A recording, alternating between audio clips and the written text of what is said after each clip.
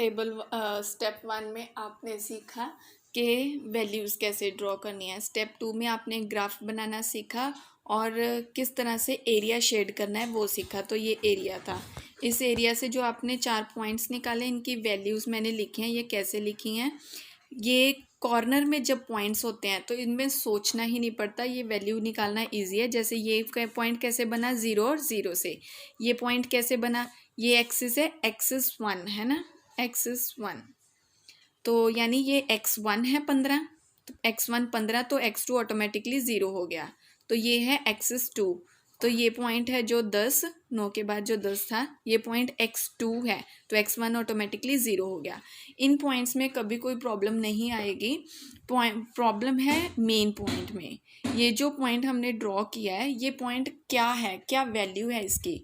तो अगर तो आप ग्राफ प्रॉपर एक एग्जैक्ट ग्राफ में बना रहे हो तो वो ग्राफ ही आपको यहाँ पे वैल्यूज़ दे देगा। पर ऐसा हमारे पास ग्राफ में कई बार गलती हो जाती है, तो हम उसकी बजाय इन दोनों इक्वेशंस को सॉल्व ही कर लेते हैं। उनको सॉल्व करना आपने कई बार सीखा है, मैथमेटिकली कैसे सॉल्व करते हैं। ये दोनों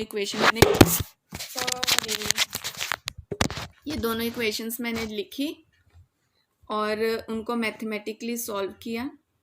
x2 की वैल्यू आने पे x1 की वैल्यू निकाल दी, तो हमारे पास अब x2 और x1 और x2 दोनों की वैल्यूज़ हैं। ये वैल्यूज़ हम उठा के नीचे पॉइंट पे लिखेंगे। ये आपको सॉल्व करना आता है, फिर भी आपको डाउट हुआ तो मुझे पूछ लेना, ठीक है। तो मैंने जो वैल्यूज़ निकाली, ये वैल्यूज़ मैं यहाँ पे लिख दूँगी। तो x1 की वैल्यू आई 10.72 और x2 की वैल्यू आई 5.71। तो अब हमारे पास चारों वैल्यूज़ हैं। 90% क्वेश्चन ख़त्म। जो 10% क्वेश्चन है वो क्या है, हमारा आंसर निकालना है इन चारों वैल्यूज़ को यूज़ करके। कैसे, देखो। हाँ जी बेटा, आपका लास्ट स्टेप।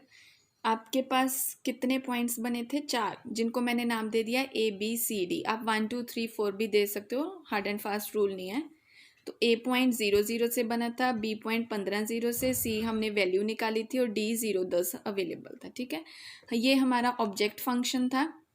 इसमें ये वैल्यूज़ फिल करके चारों आंसर्स निकालने हैं। वैल्यूज़ कैसे, जैसे हम इसको सॉल्व करने जा रहे हैं अगर, तो बाकी भूल जाओ, बाकियों को भूल जाओ। तो 20 x1 हो गया 0, 20 इंटू 0 प्लस 30 x2 हो गया 0, यानी 30 इंटू 0, तो आंसर इज 0। क्लियर। अब दूसरी सॉल्व करके देखते हैं। ये आप वर्किंग नोट में कर सकते हो।